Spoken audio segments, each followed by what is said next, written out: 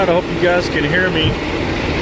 Doing a little update around the truck stop. Now, that last video you saw, well, I got my truck fixed. This is an up-to-date real-time account. The last video was about a month ago, somewhere around there, but I got my truck fixed. I guess you could tell by the by that pin on that other video that I got a new cattle guard. I got that on there. I got another bumper. I kept my lights. They were able to find a bumper with the holes for my lights. I got my side bumper lights on. Got my hood resprayed. Got a new grill surround. It's got some bugs on it now, but it's still pretty shiny.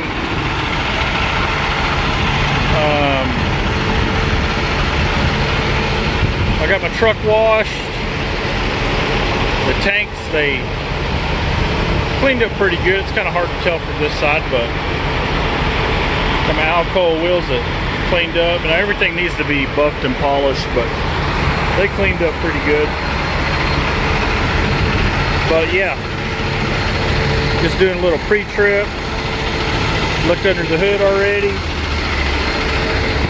What's up, man? Let me polish that thing up, man, and have it clean. I would, but I gotta go take this trailer, go drop it off. Well, here in town?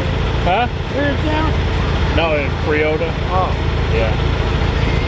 Yeah, I sure could polish that thing up. I had that shining like new money.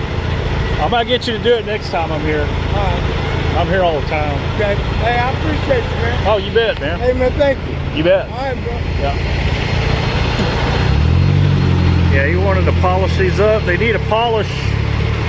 Like I said, they cleaned up pretty good. So, even my long fenders there cleaned up pretty good. So, truck's looking pretty good. Little update. This is a real-time update. The date is, what is today? I think today's the 3rd of October already. And yeah, it was about a month ago when I did that last video and I posted it. And oh, look at that truck, man. Those freaking Peterbilts, man, they look so freaking awesome. From the back side of it. I mean, they look good either way around, but man, that looks mean. It looks bad, but anyways, update to everything. All right, where did I leave off? Okay, yeah, I was going to call that company. All right, anyways, I talked to their insurance. I finally got a hold of their insurance. If you don't know what I'm talking about, watch the previous videos of how that lady backed into me, that other driver. She said that she was going to report that it was my fault and I would have to take her to court and everything. So, and but anyways, the insurance guy told me that they had to do an investigation on their coverage. So, make a long story short, that company did not, from what their insurance company said, that at that time of the accident they were not covered for some reason. So yeah, I got stuck with it. And to top that off, I never made it back. I'm going to title this video, I never made it back, because I never did make it back. Because when I got back from Atlanta, I didn't get all the way back to get another load. I got a backhaul, and while I was picking up that backhaul in Tyler, Texas, my motor mount broke. One of my motor mounts broke. It threw my engine off to the side of the frame. Leaked a bunch of antifreeze everywhere. Anyways, needless to say, I had to get a tow. And I had a mechanic come out and look at it and had to get a tow. So, and the mechanic came back the next morning because we thought it was just a heater hose. And then we found out that the DPF plastic lines the coolant line's broke. And those things are about right around this area right here inside the frame. No, it may be over here inside the frame. Well, those broke, leaked antifreeze everywhere. He replaced those, replaced the heater hose, filled it up with coolant, and it busted those plastic fittings again. So we got to looking at it, found out that the motor mount was broke. It pushed the motor into the frame, squeezing the aluminum pipe. Now most of it's rubber as far as the coolant hoses, but beside the motor, for some reason they use an aluminum pipe about maybe a ½ inch. Anyways, it squeezed that pipe where it was putting too much pressure, and it was breaking those plastic fittings. So I got it towed to a truck stop where he tried to work on it. It didn't work out. They came out the next morning and looked at it. We found out, you know, during the daylight, we found out that motor mount was messed up and the motor was shoved over a little bit.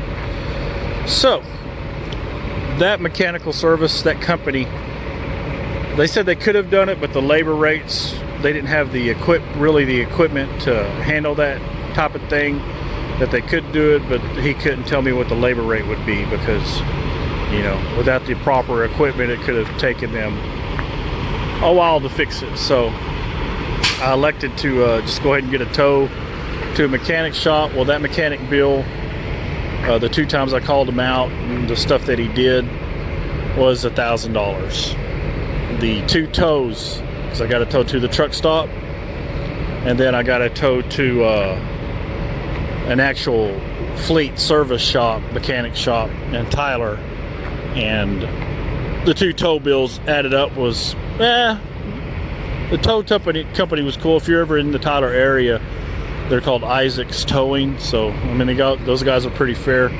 It was under $1,000 for 2 tows. It was probably about $800 for 2 tows. I think the first tow, he had to tow me about 15 miles. He charged me about $500, so not too bad. I'm not complaining about that, but that's almost $2,000. And then I got an estimate from the mechanic shop, and that bill was, the first estimate was about $6,400,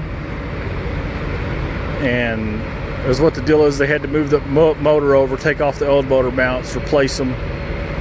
I mean, might as well go ahead and replace all 4 motor mounts, you know. But one motor mount on a truck, you know, on a Peterbilt, costs over $700. So yeah, that's what drove the price up. Plus, he had to fix the def lines again, the fittings, and they had to order another hose, aluminum hose for it, and have it expedited. And the shipping on that was over $100. So the bill came out to just under $7,000.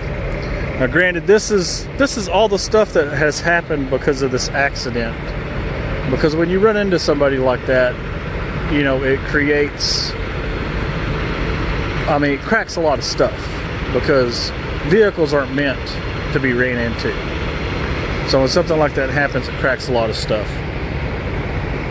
So anyways, I got that fixed, and I had already got the estimate at the body shop or where I live. So that's what I did. I deadheaded. Actually, the load that I got, I was already loaded. They sent another truck to pick up the load, and I bobtailed back in my truck to the body shop.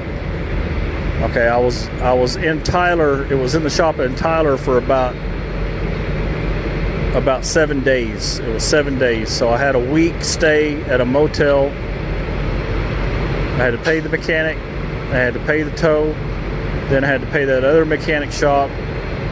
So that was $7,000, $8,000, almost $9,000. I had a hotel bill and a car rental. That was about $500 each. And so that, you know, basically $10,000 over the weekend now. Over that week. And so I bobtailed back. I put it in the body shop that I got the estimate at, and that body shop estimate was $9,000 for all the body work, the grill surround, the hood hinges, you know, and also they replaced the radiator down at Tyler, down at the mechanic shop too. So got the radiator replaced, got those fittings, the radiator mounts fixed on that, so the radiator's good. All the pins are in it. So anyways, I take it to the body shop. Well, this was getting close to the weekend again. He said, hey, why don't you bring it in Monday, because we're busy right now. So I had to wait over the weekend. I brought it in Monday. He said, well, give us a couple of days. Well, I gave him a couple of days, and they had to order some parts. And then I called him again and said, well, we can't find the right bumper. What kind of bumper do you want to go with? So I had to order another bumper and another grill guard. So I went ahead and thought, well, if I put one of those lightweight grill guards on, maybe I'll keep something like this from happening, you know, where it totally messes up my truck. And so we did that. We ordered the bumper, the grill guard. The bumper was running late. The grill guard was there before the bumper. And so in the body shop, the truck was at the body shop for 3 weeks. So that is just over a month of my missed time, the missed time I had off work. And I know I spent $1,000 in Houston where it originally happened. I spent another $10,000 in Tyler, Texas, dealing with that.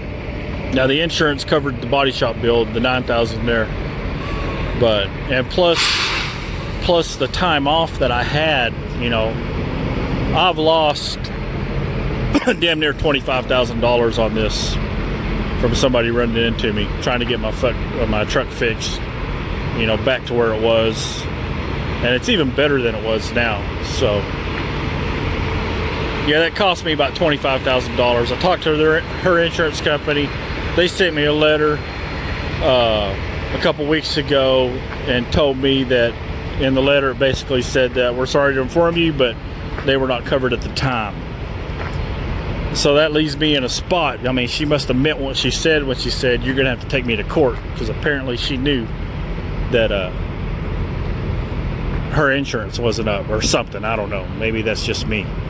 But I did go on dot.gov, and I think it's kind of peculiar that I went on dot.gov to get their insurance information, and on dot.gov it said their company was covered that had insurance up to July the 28th, and the accident was July the 10th. But I got a screenshot of that.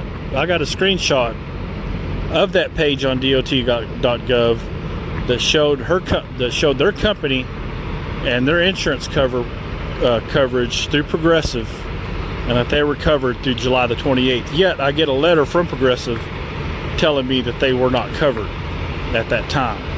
So, you know, I think that's kind of weird. And I did call a lawyer, and damn, that looks good. I did call a lawyer and asked them about, you know, well, what can I do to get back my lost wages and everything. And they basically said, I was basically told, since there was no personal injury involved, that I would have to front the money for the lawsuit.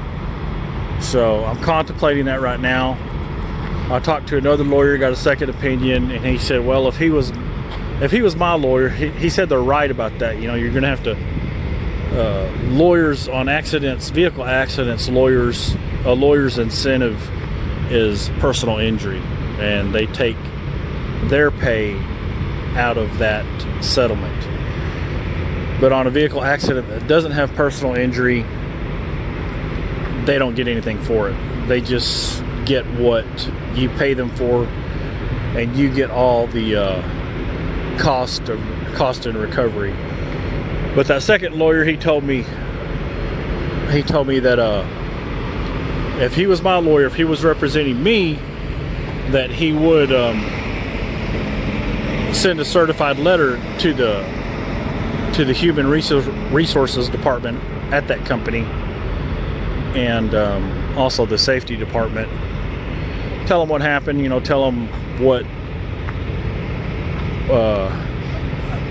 you know, how long I was off of work because of this accident.